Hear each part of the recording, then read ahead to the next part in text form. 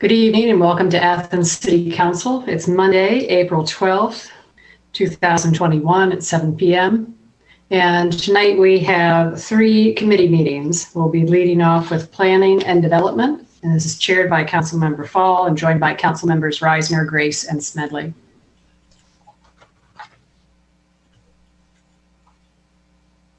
Great, thank you. Well, our first agenda item tonight is brought by Councilmember Smedley, so I'd like for her to take it. Thank you. Thank you, Member Fall, and thank you, President Nisley.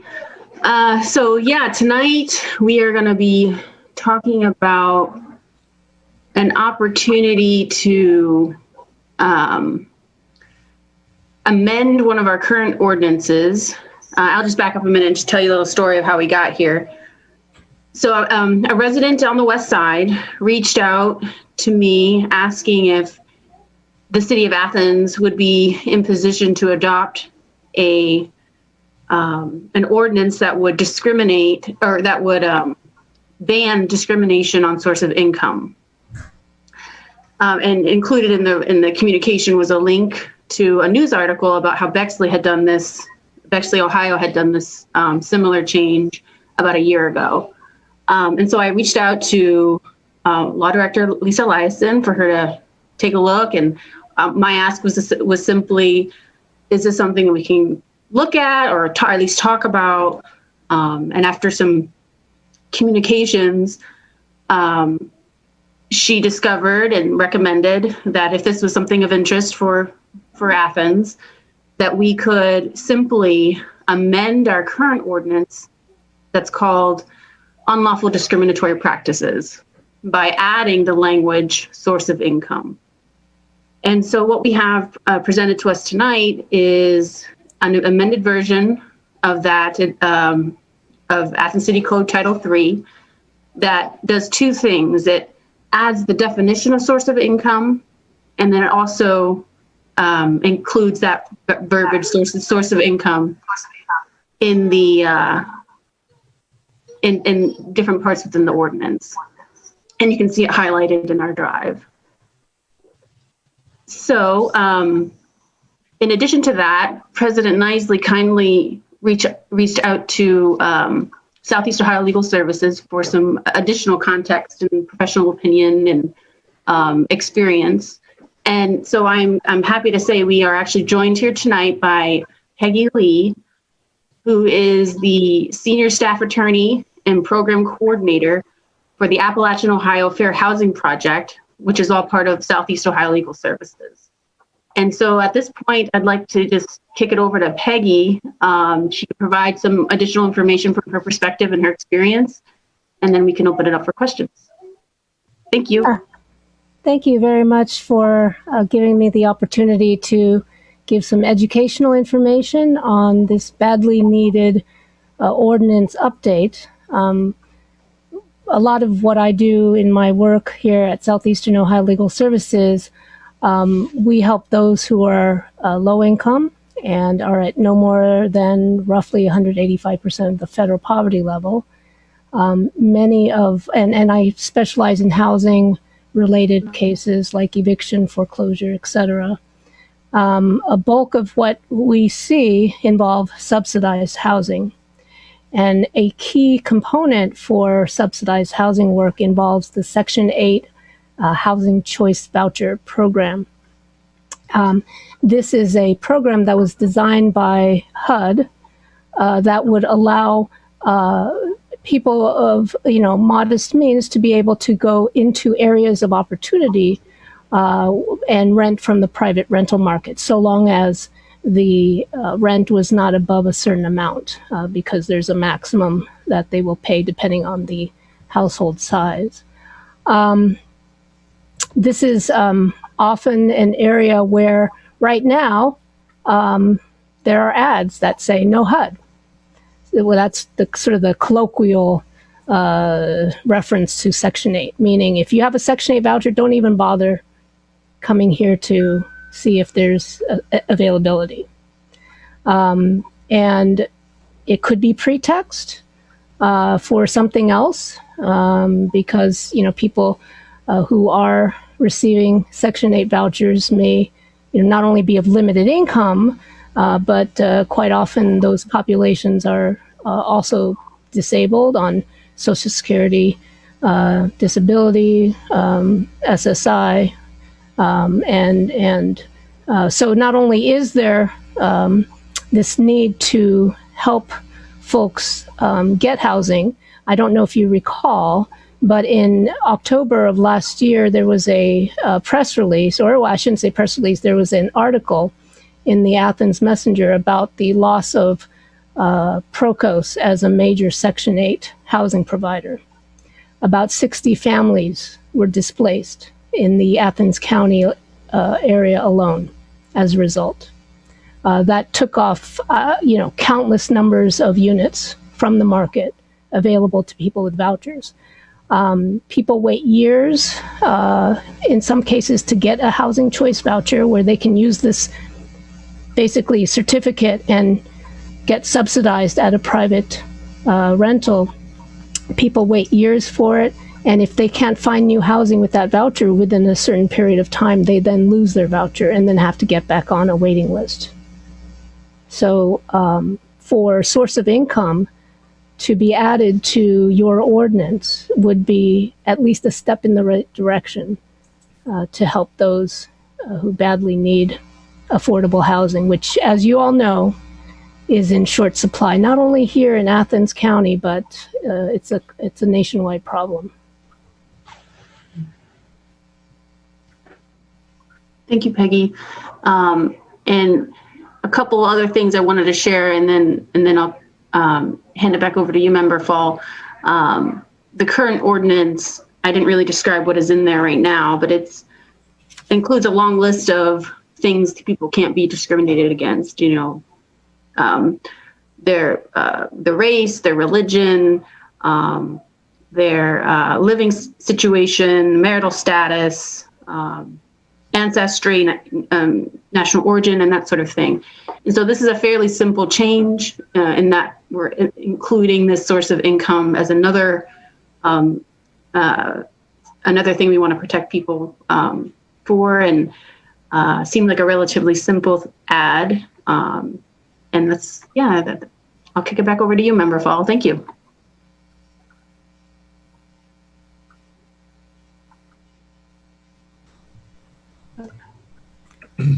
If I may say something, I think this would definitely make Athens County one of the most kind counties in letting people who are of modest means, low income folks, know that, being low income is not something to discriminate against. And I will just clarify quickly, this would just be in the city. It would. Oh, city. I'm sorry, city. Yeah, no, that's fine. Just wanted to make that distinction. Yes.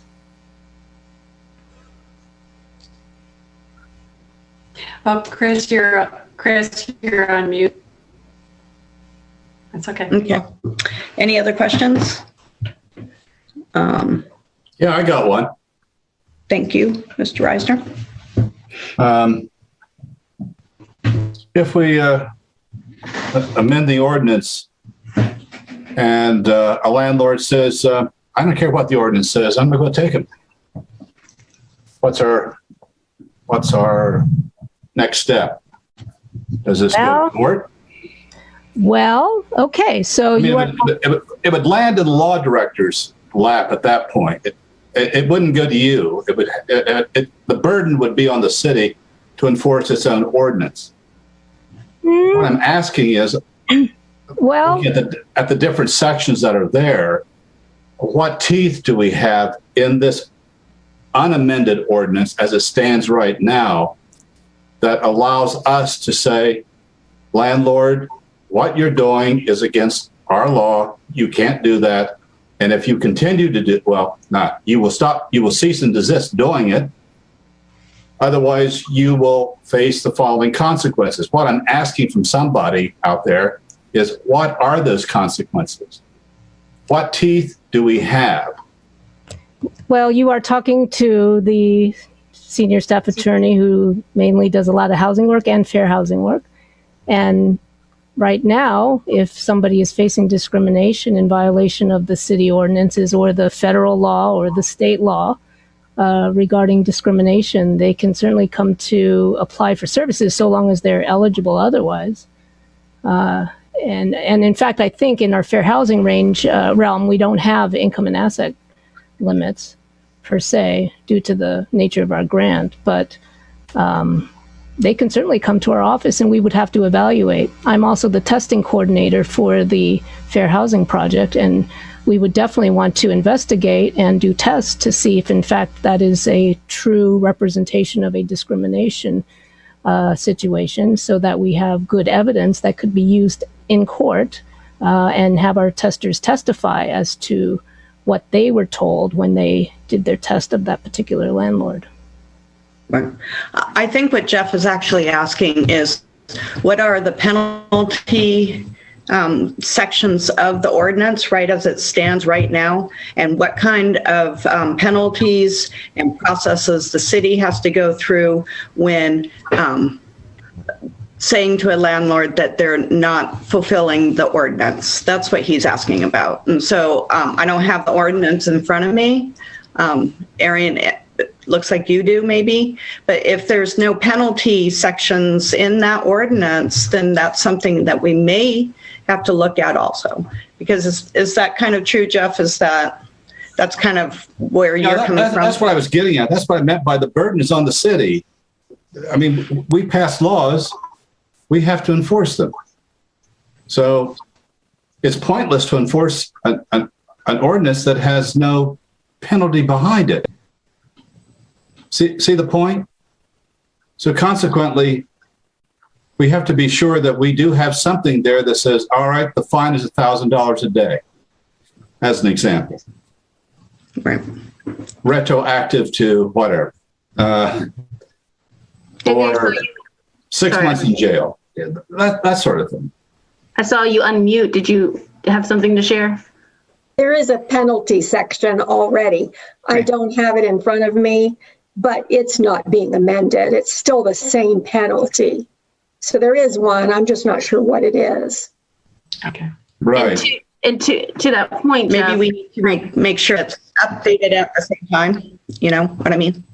Look at it and then make sure that it does what it needs to do. If this is an important ordinance that has a lot of the language that we really care about in the city. So we need to look at that penalty at the same time if we're going to be doing some updating and stuff. Would that be fair? So. And I think the mayor wants to make a comment, and then we have a public attendee who wants to make a comment also. Thank you. Thank you, President Nisley. I like what I'm hearing. I've not seen the section in code, so for the sake of hopefully not being correct, so correct me if I'm wrong, please, Councilmember Smedley. I'm currently looking at 3.07.62, and I believe is that section C of that, which is discrimination in housing. Okay. that's correct. Thank you. Yeah, I haven't seen the language yet. I'd like to see the language as we move forward. And to see where penalties could fit into this. I mean, could it be the loss of your ability to hold a rental permit or something along those lines? I mean, yeah. I'd be interested to see how this is going to come together, and maybe we can continue to have some input from Peggy Lee on this as we move forward, as well as the city's law director, of course. Mm-hmm. I think that'd be great. Thank you. Beth? I think this is a good, compassionate idea. I think it would be really helpful for a lot of low-income people. But I just wonder if anybody has gotten feedback from landlords. Do we know what the landlords are thinking about this? Hopefully they would accept this, because I think it would help a lot of people, but I just don't know how they would think about this. Thank you, Member Clodfelter. I have not sought feedback on whether or not it's okay to not discriminate against a certain person. This is a situation where people are being discriminated against, and we're trying to prevent that. I don't know if it's something you want to ask them if they're okay with. That's fair. I guess I should have been a little more specific. I'm wondering if any landlords would say, well, when I've had, people with certain incomes in the past, they've moved more often, or they've, who knows what they would say, but are they protesting this? I just am curious. I think it's a great idea. I think, as I said, I think it's compassionate, but I just wonder, would there be a lot of negative feedback about this, just to know in advance? And there might be a distinction that maybe Peggy could elaborate on. Discrimination happening in other situations where I assume there's a process that needs to happen in order to become a HUD certified property. And if you are that, you are. If you're not, you're not. So maybe you can educate us a little bit, Peggy. Well, in order to get a Section 8 voucher, it's not just you get in line. I mean, that is part of it, but there is a screening process, and people could be denied from being eligible for the Section 8 voucher for various myriad of reasons, including, they look at background and, but our Athens Metropolitan Housing Authority, who administers the Section 8 voucher program, has been lauded as one of the best in the nation. And actually, the former executive director, Keith Andrews, has spoken at national events because of his, the AMHA's policy on, how far to look back at somebody's history in order to be eligible for affordable housing. In today's world with the pandemic, it's very important that the community be protected from people who, could be at risk of not just, getting sick, but also possibly if they're homeless and, stuck in close quarters, causing the public health situation to worsen where they are. Just like with homeless shelters and trying to prevent those people who don't otherwise have homes to go to be stuck in close quarters and continuing the public health crisis.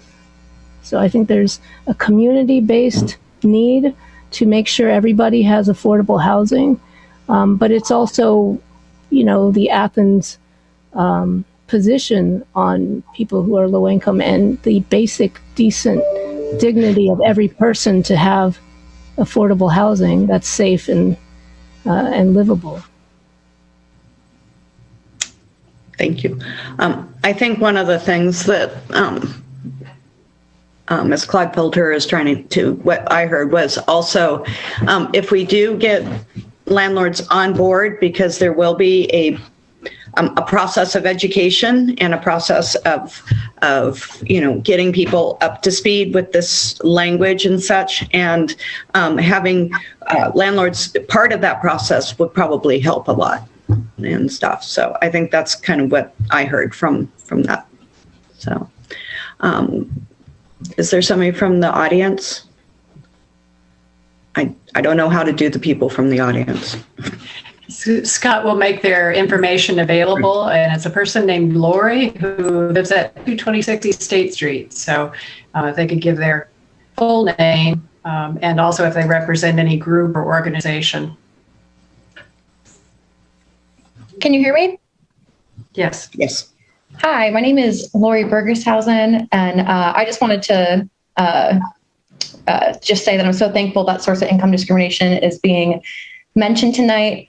As we know, there is a precedent in Athens for adding protected classes. LGBTQ protections were added a few years ago, which is not in the Federal Fair Housing Act. And this is a really important issue. Recipients of housing choice vouchers in Athens are experiencing extreme rates of poverty with an average income of $10,421 per year. Women, people with disabilities, and people of color utilize vouchers to pay rent at disproportionate rates. In Ohio, 80% of people receiving assistance are women. And in Athens, 82% of people living in households using housing choice vouchers have disabilities. 19 states already have statutes banning SOI discrimination, and 10 municipalities throughout Ohio have protections. such as that in Bexley, which was mentioned, Cincinnati, Columbus, Lindale, South Euclid, Toledo, University Heights, Warrensville Heights, Westerville, and Wycliffe. One thing that's great about the Housing Choice Voucher Program, rent payments are reliable. A large portion of the payment, typically about 70%, comes directly from the voucher provider to the rental owner. This reliably arrives on the first business day of the month. And the program rules also provide incentives for voucher holders to make timely rent payments. Voucher tenants have incentives to maintain their unit and pay rent on time. Some landlords believe that voucher holders are not good tenants, will damage the unit and not pay rent reliably. But voucher tenants have strong incentives built into the program to be good tenants. Many waited, as Peggy mentioned, years to receive rental assistance. They know that they could lose their subsidy if they damage the unit, do not pay rent on time, or are evicted for similar reasons. And research shows that housing voucher programs participants are no more likely to cause problems than market rent tenants. So I just really want to thank you all for taking into consideration discrimination on source of income. And I look forward to the conversations that come in the coming weeks. Okay, and Lori, before you sign off, could you give us your last name? Oh, yes, it's Bergeshausen. I can type it in the chat. That would be great. I remember you did, but that would help us for our records so we're accurate about it. Thank you. Yeah, I think that's a common misconception that people could just move on and take their voucher with them and cause further havoc, but that's not true. If you owe money to a prior landlord, even if you're able to move successfully with your voucher to a new place, that owing a past damage amount or rent amount to a prior landlord, even if they didn't take you to court, that could cause you, in violation of the rules, to lose your voucher. So there is incentive, as Lori mentioned, not to violate the rules because this is a badly needed commodity. It's in short supply. There may be emergency vouchers coming with the new legislation, but right now the number of housing Section 8 housing choice vouchers are in short supply, and people can move out of county with them. So the number of Athens county vouchers may be even less than a year or two ago, especially for those folks who lost their housing with PROCOS. Great. Other questions? Okay. It looks like we have one more public comment, a Catherine King, who is with United Athens County Tenants and lives at 17133 True Town Road in Millfield.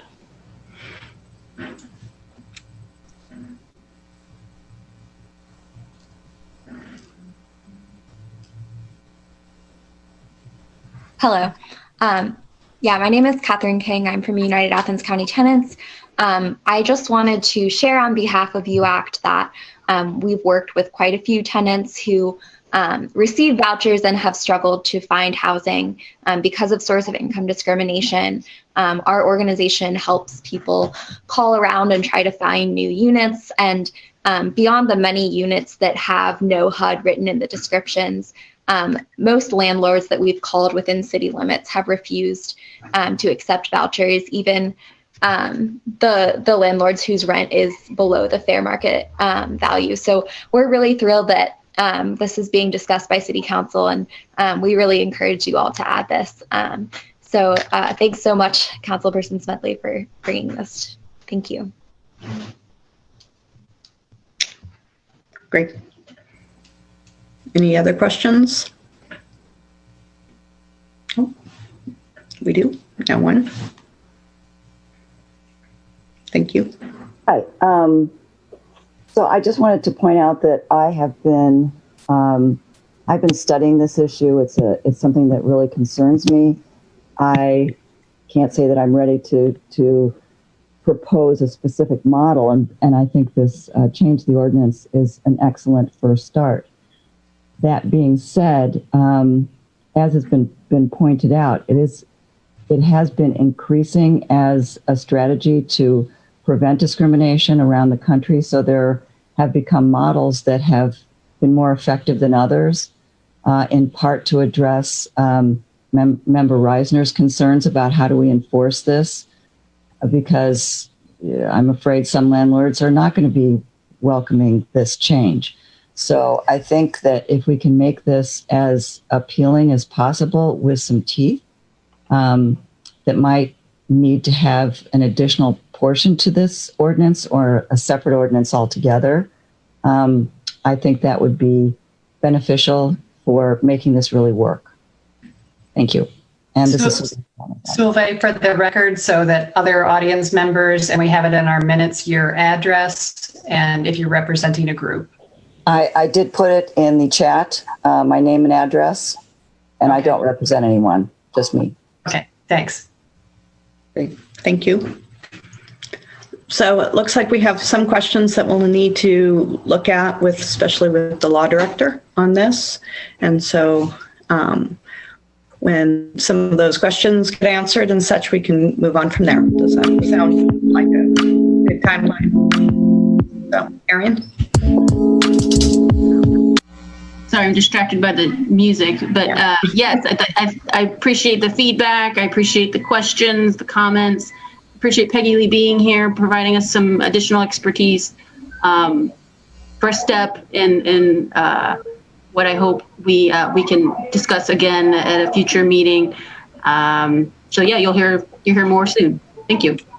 Thank you. Thank you for everybody coming. Great.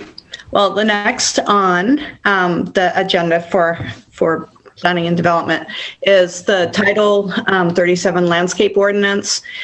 This is the final, it's been looked at by everybody and their uncle, literally. And this is ready to go. And I decided, since it's spring and there's so many flowers out, that we could do a really quick slideshow about what it's trying, the aim of it, and kind of the programs out of it. So I'm going to try to share again like I did last time, but I practiced. So now, okay. So this is the landscape ordinance in Title IX, which is part of it. So the problems with the current landscape planning, the current landscape ordinance was brought forward by a group of citizens. Part of them were in the Wistendal Garden Program. And so we did an analysis of the landscape ordinance language, and there were several things that really stuck out of what a good ordinance says.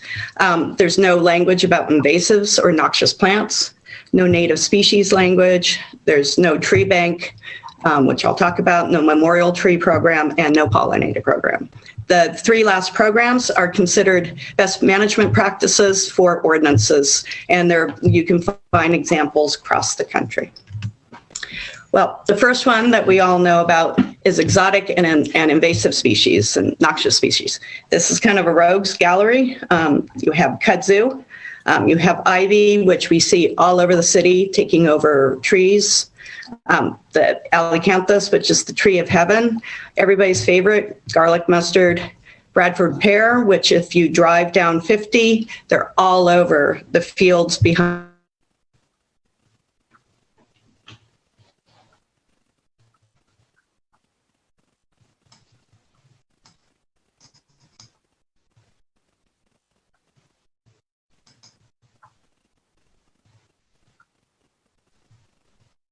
Dollars annually is the cost of the impact on agricultural, recreation, and commercial lands from these invasive and noxious species. Right now, our ordinance doesn't say anything about whether those are allowed in a commercial development landscaping that they have to do. Native plants.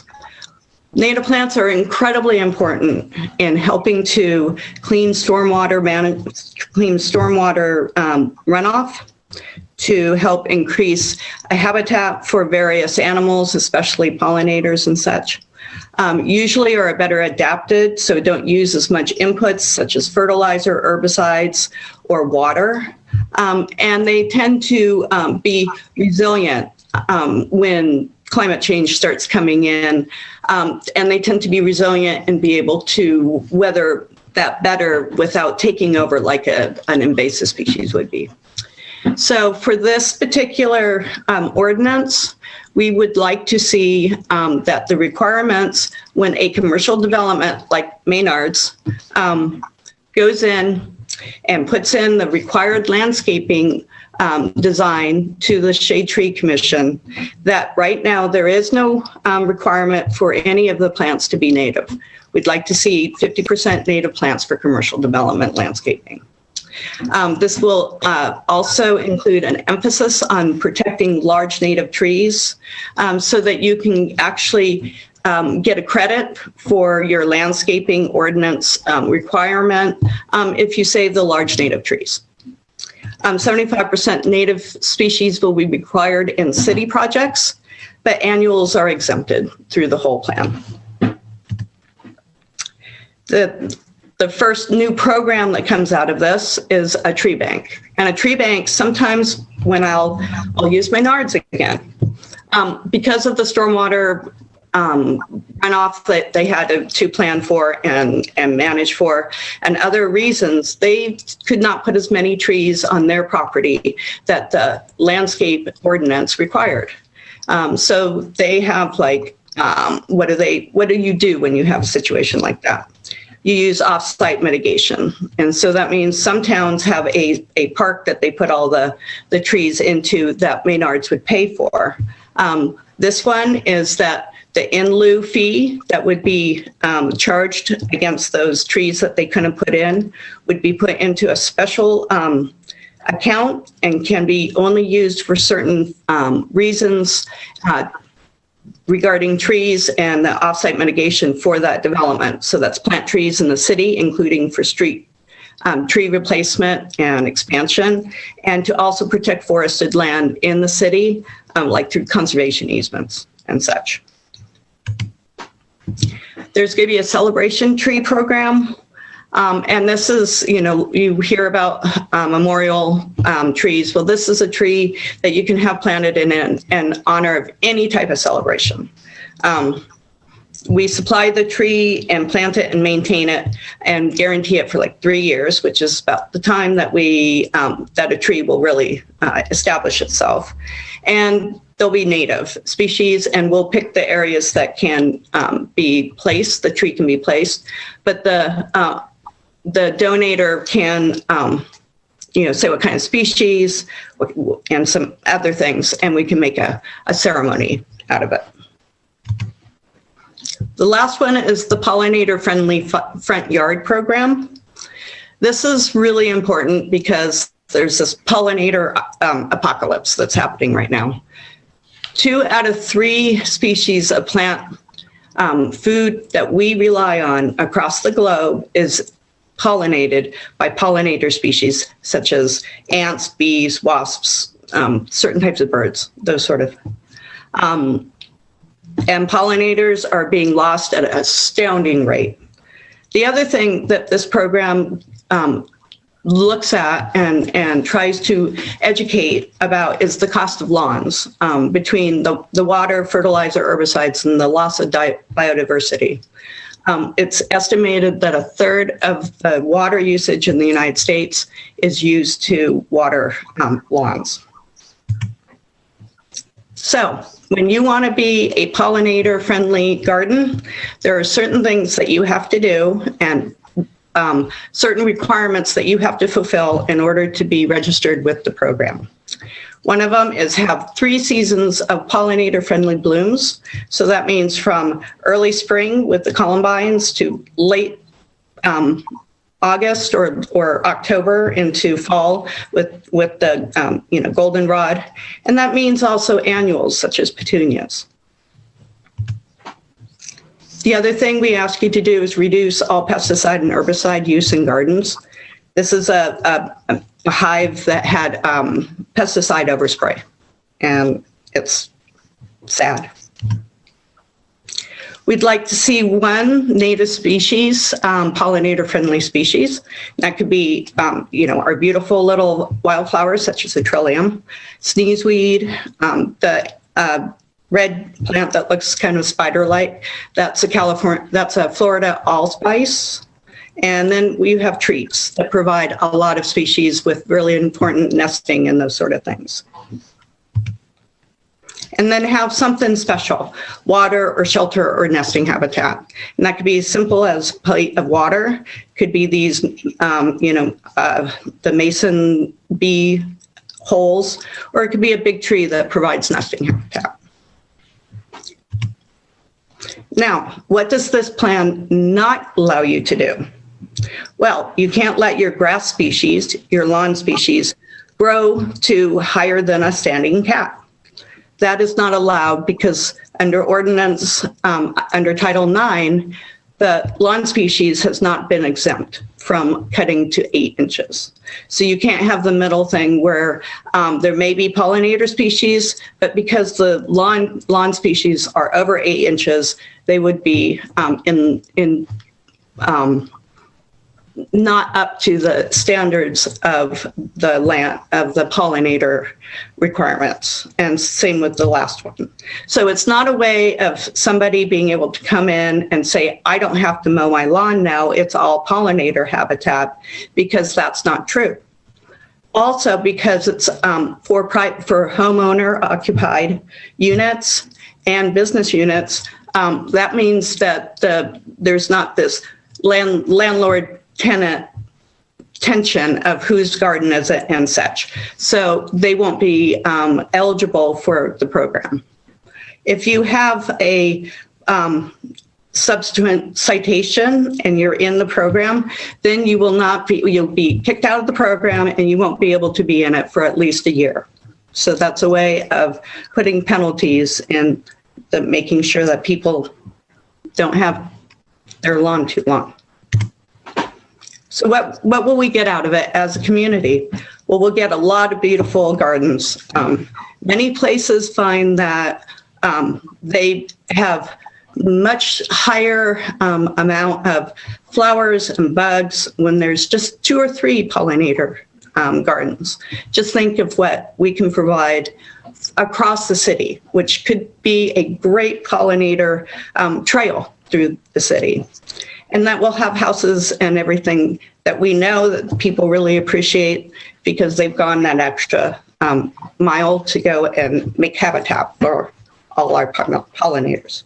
So, any question?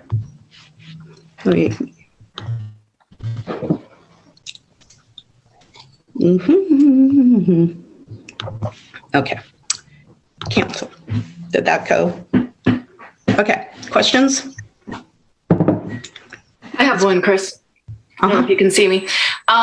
Could you explain to the public, to the people who may be watching, what exactly how someone could register for this program and what they would get if they do register to have a pollinator garden? Great. It will be through the code enforcement office. There will be we're looking at an online application, and there'll be lists that are put together for people to choose the plants off of, or to say, I have this, this, and this. There are a lot of online programs like the Lady Bird Johnson wildflower programs that have lists ready for cities. One of the best series of lists that I've seen was from the Cincinnati Zoo. They have a whole program where they've done tests and everything. So. Questions, other questions? Mr. Crowell? Thank you, Member Fall, for working on this. I'm curious about, I know that some programs provide preferred supplier lists for many of the plants that are necessary in pollinator gardens. Will we be doing anything like that? A preferred, well, I think that for the city, I'm not sure how it works for a preferred provider. There are more native plant species nurseries around than there used to be, but I'm not sure if the code enforcement has looked at whether they want to identify those or not. So they're not identified in the ordinance, but there might be a list in the application or something. So if you know of some, let me know. Some local suppliers, that information, so that people can utilize that. That would be great. Thank you. Yeah, that would be great. So, other questions? Ms. Clodfelter. Maybe you said this, but do I remember correctly that if people do register to have a pollinator garden, that they can get a sign for their yard to indicate that? We hope so. Okay. Yes. Hopefully it will be a nicely locally designed sign. So, thank you. Other questions? Mr. Crowell? I just want to point out that there is one member of the community who has a question in the chat. Thank you. So, Mr. Swank? Yes, am I unmuted? Yep. Okay, Alan Swank, 40 Townsend Place here in Athens. Several questions, not really comments, but several questions. When one considers we're currently down one officer in the code office, I would like to know, first of all, and this is the first question, what will be the logistics of verifying compliance in the initial year? In other words, what will be the process where one is designated a pollinator-friendly property? Well, I think the idea is that it's mostly a self-regulating application process. It's not, I would expect the first year, especially because we're already in planting season and everything, the people who already have gardens that could qualify are going to be the first people who come in. And yeah, there'll be a little guinea pigs on the application process because there may be hiccups.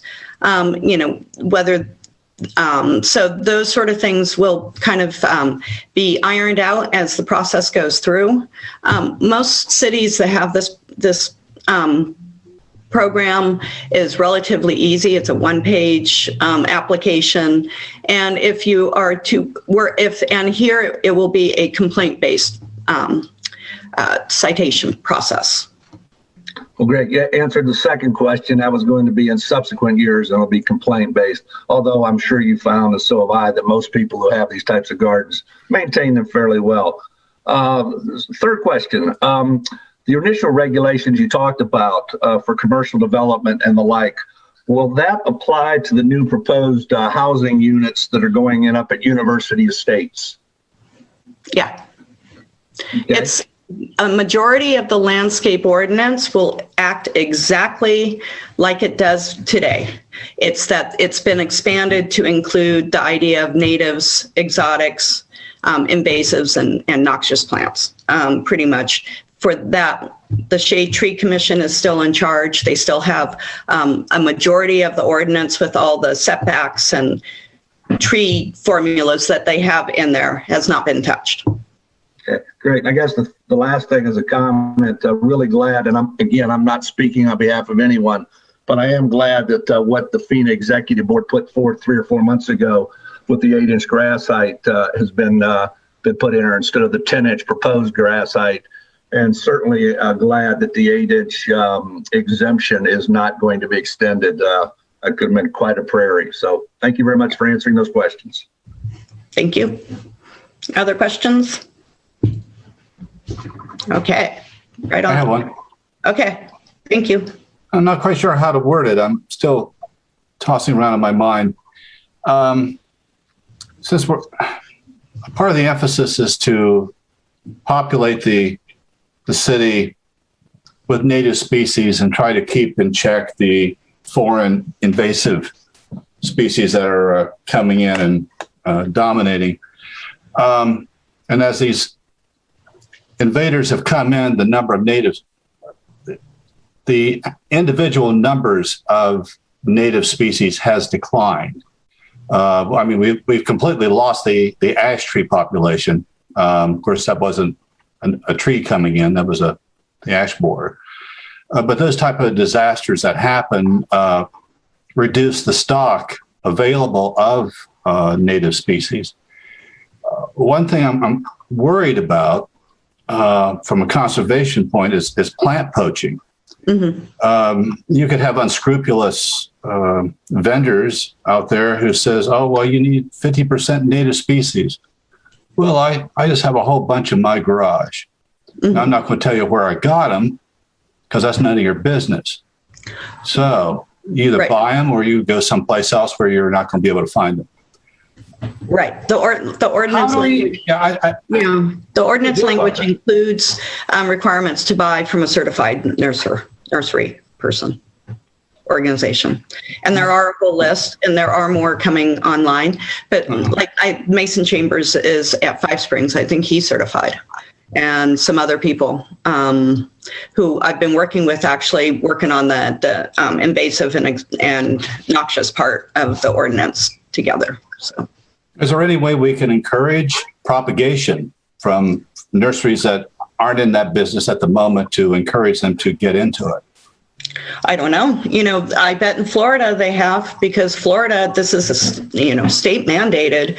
They don't let commercial landscape put like lawn in now. It's all this sort of, xeriscaping, low maintenance, native species. And, when you look at a whole state who's doing it, California, Oregon, and Ashland, they're paying $3,000 for each person's house if they remove their lawn as a tax cut and as a tax rebate the year they move it. So, I mean, we're late to the game here. So, yeah. Thanks. Thank you. So, any other questions with that? I think we have one. Okay. Wants to make a comment. And once again, if you could give us your address, Mr. Kister, and if you're representing an organization. Can you hear me? Yes. Okay. My name is Chad Kister, and I do represent a lot of environmental groups, including Hawking Boys, with more than 2 decades here in the Hawking bioregion. And I do want to applaud these efforts. I think it's absolutely wonderful. And I also think you should look into rebates for raising honeybees, and also if there are any invasive killer bees, to aggressively go after and get rid of them. But thank you. Great. Thank you. So I want to say thank you to the people who came forward through this process, all the original people who came forward and everybody else who put time and energy in it. So thank you. So the next three of the ordinances all have to do with the landscaping. Title IX is about exemptions and heights. Title I is the fees, that will have the fees for the in lieu tree bank trees, the celebration trees, and how much it costs to do a pollinator garden. And the last one, Title 13, is where we decided to put the litter section that was in Title IX. It fits better in this other title. So those will all go through kind of all at the same time because they're kind of dominoing on each other. So, questions about that? Great. Thank you very much. And the last thing is there is a request for a right-of-way, what is the revocable license? Thank you. For 43 Hudson Avenue. Is that right? And this is for a fence that will be in the right-of-way, a 4.5-foot fence on the property. 68 Hudson, I think, Chris. 60? 63? Okay. Thank you. So this has been all signed off by all the different departments, and it's ready to go through. So that's all. Thank you.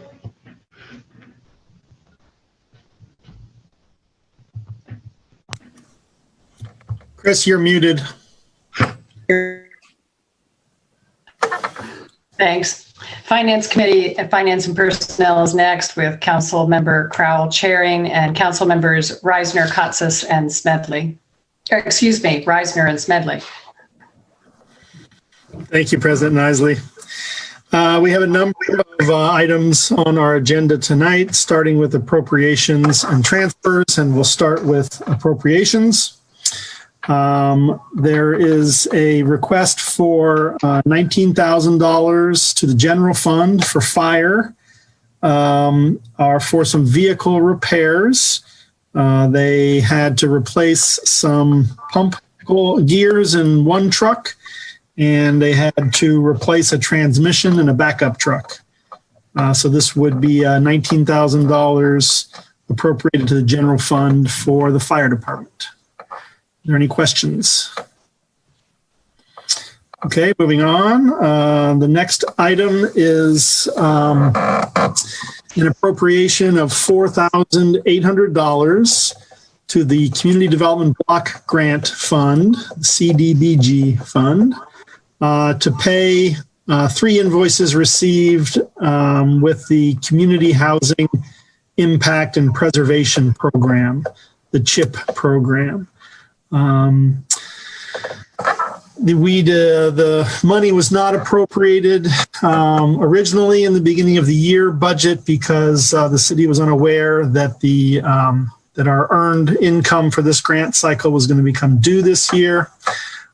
So we need an additional appropriation of $4,800 into 248 so that these invoices can be processed.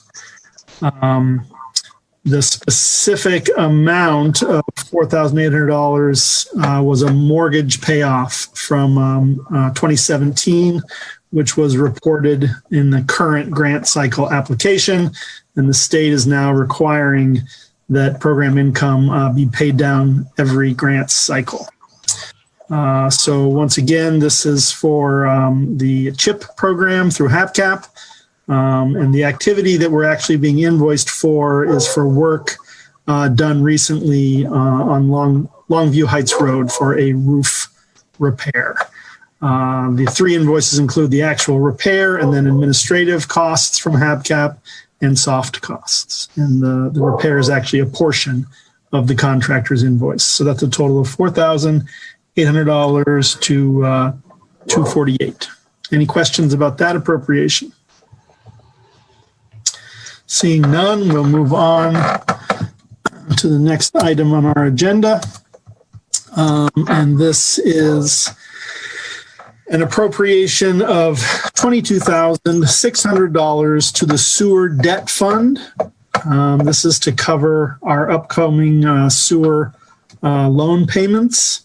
We did not quite appropriate enough in our 2021 budget, requiring this amount to be appropriated or request for appropriation to cover these loan payments. Any question about our sewer loan? Yes, Member Fall. With a lot of our loans that we've done before, like our fire truck and those loans, we can pay those off early. Many times we do pay them off early, so we save money on interest. That's not necessarily true for the sewer loans that we have them for 20 years. So thank you. Thank you, Member Fall. And I see we have Auditor Hecht with us today. Would you like to comment, Auditor Hecht? Just to add that Member Fall is absolutely correct. We have over $1.5 million in loans out there, and the majority are OWDA loans, which is what Member Fall is talking about. And they set up those payments. They're on a schedule, and we can't adjust or pay off or anything like that. And so we do have one smaller, about $300,000 loan at Hocking Valley Bank, and that's the only one that we can do pay off early if we wanted to. Yes. Thank you. Excellent. Thanks for the information. Any other questions? Okay, moving on to the next appropriation would be for $250,000 appropriated to the sewer fund. This will actually be for a transfer. At the end of our meeting today, I'll be covering transfers. But this is $250,000 appropriated to the sewer fund that will be transferred to the sewer debt fund, again, to pay for the work on the wastewater treatment plant. Yes, Member Auditor Hecht. Sorry, I just wanted to let council know in particular that last year we put money automatically, we direct it into the sewer debt fund so that we have money in that fund to pay our debts, sewer debts. And last year we, council had probably at our request, transferred $250,000 from the sewer debt fund into the sewer fund for a project. So now that the sewer debt fund is healthier, we are just moving that money back into the sewer fund, where sewer debt fund, where it was taken from last year. That makes sense. Sorry. Thank you. Yes. So basically, we're just transferring money back to where it came from originally. From one sewer fund to another is what it was, but yeah. Thanks for that clarification. Seeing no other comments, the next appropriation is $100,000 to the Arts, Parks, and Recreation Income Tax Fund. Again, this is an amount that will go into the income tax fund and then be transferred to the community center fund. And city administration and council is working closely with Arts, Parks, and Recreation to get a handle of their budget and their issues over the past pandemic years, and then moving forward into a 5-year period. So we hope to have some good numbers to know our way forward. Yes, Auditor Hecht. Sorry, one more comment on this one. This is in particular for use to help out the community center fund. And as we all know, it's been pretty difficult and hit hard as far as any kind of operations and activities that could go on there. So this money coming from that tax levy fund is an allowable expense for that fund. And so hopefully we won't have to do this too much longer when the pandemic settles down. Thank you.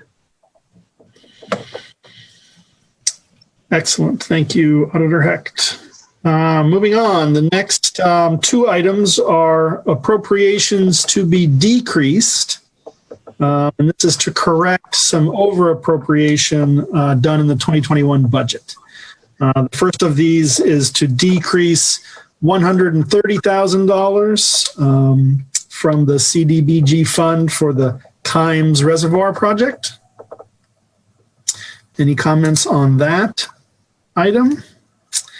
And the next decrease is also CDBG fund by $75,000 for the wastewater treatment plant dewatering project. So once again, these are decreases, appropriations that need to be decreased. Any questions on those? Seeing none, we will move down to the transfer portion of the appropriations and transfers. And these are interfund transfers that were already mentioned in the previous part of the committee meeting on appropriations. The first would be a $100,000 transfer from the income tax fund to the community center fund, as mentioned by Auditor Hecht. Seeing no comments, also an interfund transfer, as previously mentioned, the $250,000 from the sewer fund back to the sewer debt fund, also as Auditor Hecht has explained.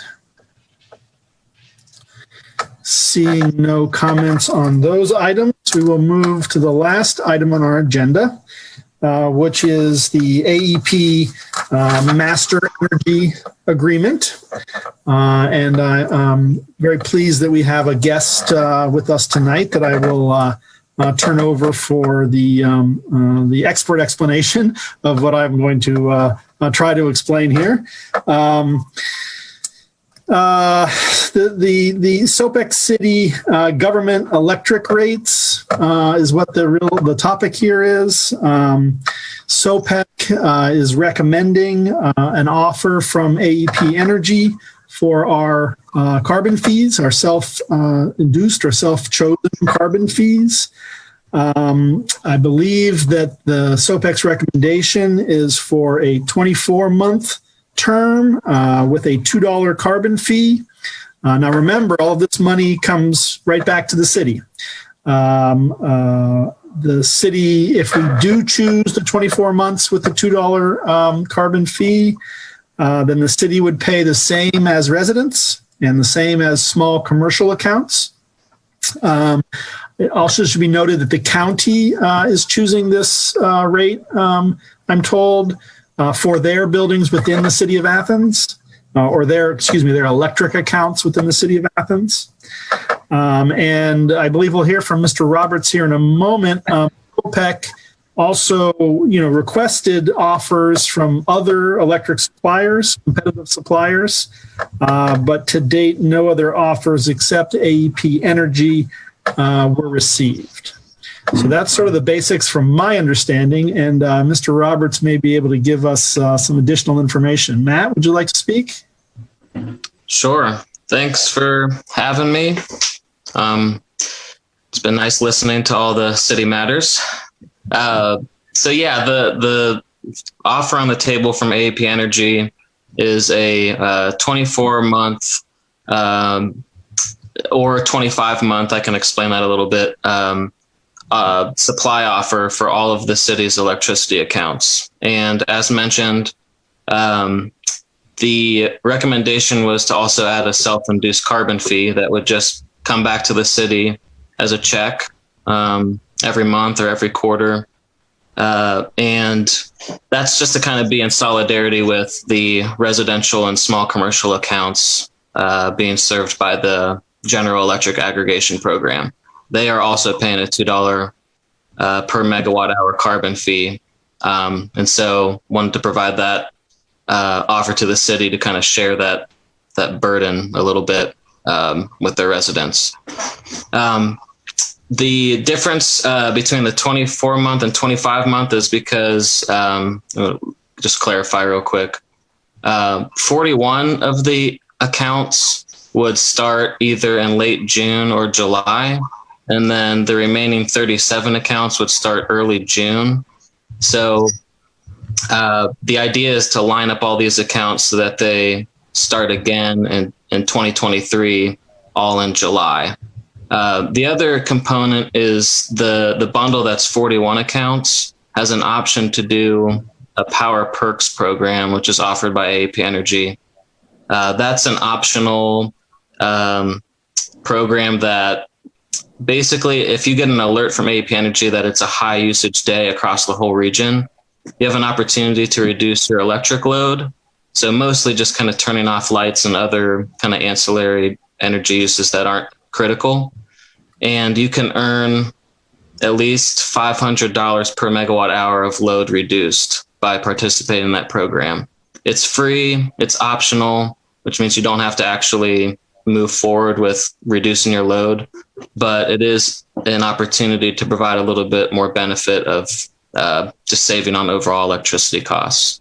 So the SOPEC recommended offer here is for roughly a 2-year supply contract for all of your city accounts. And on a per megawatt hour basis, which is every 1,000 kilowatt hours, that price would be $47.58. That includes the $2 self-induced carbon fee, which would come back. It includes a SOPEC administrative fee of $1 per megawatt hour to kind of handle this brokering. And it also is all inclusive and fixed for all of the other energy related components. And it is useful to note that the capacity charges across the whole region have increased by 82%. That the capacity charges, for those that aren't familiar, is just the cost to keep electric power generators online in case there is a need for reserves. So that is kind of built into the final pricing structure. If I don't have it in front of me, but the previous supply contract for all of these accounts was also a 2-year. It was 2019 to June 2020. And for that program, which didn't include a carbon fee, and it included a 50-cent administrative fee for SOPEC, was about $44 per megawatt hour. So adjusting for the administrative fee and the pretty large increase in capacity price, this is roughly kind of the same deal as what you've got over the last 2 years. And it is also going to be another 2-year program. So that's what's on the table to approve here. And I can answer any questions. Thank you, Matt. And before I take additional questions, I want to make council aware of something. We have been doing due diligence on council to try to get our business done with the 3 readings, presenting to committee and then having 3 readings before voting. In this case, and this is somewhat unique in that the suppliers don't want to guarantee their rate for a very long period of time. So we believe that this rate may be good until mid-May, but we're not entirely sure about that. And the recommendation is to speed this along. I know that we are hesitant to pass things under suspension, but the recommendation at the committee today is to present this under suspension of rules next week for approval. So we can discuss that as well if you'd like.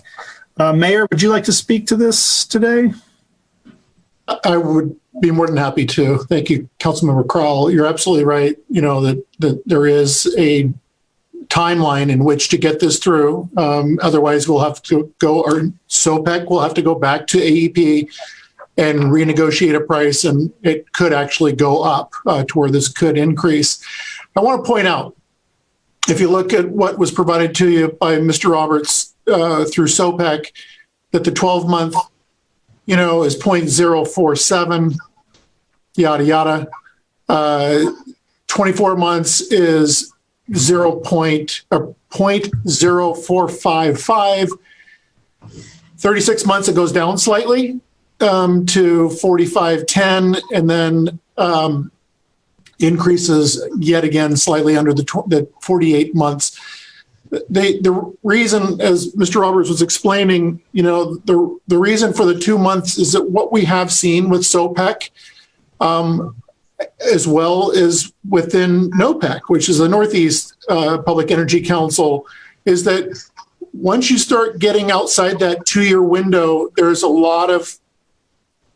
is the potential for there to be a significant drop in pricing, and now you find yourself higher than the price to compare. The other could hold true as well. So that 2-year window gives the city enough time to go and have SOPEC renegotiate or reprice what happens in that 24-month window, so that it allows for a lot more flexibility in case there are large swings over time in that pricing, to where we're not locked in without the ability within that 2-year span of time, or within that 2-year contract, to be able to adapt and reprice our energy costs. So it's a pretty well-established practice within the aggregation world, whether it's electric or gas, and would encourage council to go with the recommended SOPEC pricing of the 24-month rate. And again, I'm highly in support of the $2 match. That way, when it comes to the carbon fee, we're matching what the citizens have agreed to pay into the solar projects. I believe that I won't speak for the county. I'll let Matthew Roberts speak to that if he chooses to, for their within city accounts. Thank you, Mayor. Yes, Member Fall. Thank you. We've been doing business with SNOPEC SOPAC, sorry, for a number of years. And I have not gotten any complaints about it. And people love the fact that we're walking the walk with our fee, and now the city's walking the walk. And, a lot of people, like at conferences and stuff, they know about us because of the fee. And that's cool. That's leadership from the city, and we're seen for it. So that's awesome. And I want to say thank you to SOPAC and for all the work they do, and also the mayor for you've been fighting for this for a long time. So thank you. Thank you, Member Fall. Yes, Mayor. Just to Member Fall's point, we're a charter member of SOPAC. We came on with the county and with the village of Amesville in 2014 under former Mayor Paul Weil's watch. So we are a charter member of SOPAC. Thank you, Mayor. Other comments from City Council members, Finance and Personnel Committee, or other council members from the public? I will reiterate that the plan is to bring this forward next week under suspension. So at the first reading. Comments now. Okay, thank you very much, Mr. Roberts. We appreciate your time. We appreciate SOPAC. And President Nisley, that closes Finance and Personnel. Thank you. Thanks, Councilmember Crowell. Thank you. Yes, and thanks, Matt, for being here. We'll now move on to City and Safety Services Committee, and that's chaired by Councilmember Grace and joined by Councilmembers Fall and Clodfelter. Thank you, President Nisley. Just one item on our agenda this evening, and the agenda reads Fire Department Disposal of Fire Extrication Tools. And so what this is about is that last year in 2020, the city fire department was awarded a grant, and that was $36,208 for purchase of these extrication tools. And they have had the opportunity to trade those extrication tools for better extrication tools. And so at no additional cost to the city, they're getting tools that, according to our fire chief, Reimer, he said they are faster, more durable, and cheaper maintenance, better tools. So it seemed like a great deal for the city, and we just will need to actually approve the disposition of the tools that were traded in for the faster, better tools. So that's all. Are there any questions from the committee or other members of council or administration or the public? Yes, Member Crowell. I'm just curious, why does somebody want to do this trade? Well, I asked Chief Reimer the same thing because I'm like, well, why? And he said salesmen wanted future business. Okay, works for me. I said, okay, that works out well for the city. So, yes, Mayor Patterson? I think that's part of it. I think the other part is that the tools that they did originally receive under that grant, they were having problems with some of those tools to where they weren't functioning optimally. And so that's probably part of this as well, to trade these in at no extra cost for better tools. Yeah, so they want to keep the city a happy customer. And so that works out well for our fire department. Is that a raised hand, Member Reisner? I'm trying to. For some reason, it's just not coming up on the camera. Okay. Have the tools already been traded? I believe that they have, but I'm not sure. Without council approval? I'm not sure about the timeline. I just know the timeline of when the originals were purchased, but I don't know. So we're doing retroactive approval for the disposition. it seems to be that it has already happened. It's already happened, and now we're approving it. Yeah. I want that clear. Yeah. In other words, I believe that is the case, that they were exchanged. So it was no cost, but well, I understand that, but there is a procedure to go through with this sort of thing, isn't there? Correct. Yes, and Chief Reimer must be watching because I just got a text that says yes. So. Okay. Are there any other comments or questions? Thank you, and that concludes the committee for this evening. Okay, and that concludes our council meeting for tonight. We'll be in regular session next Monday night on April 19th at 7 p.m. Thanks, everyone.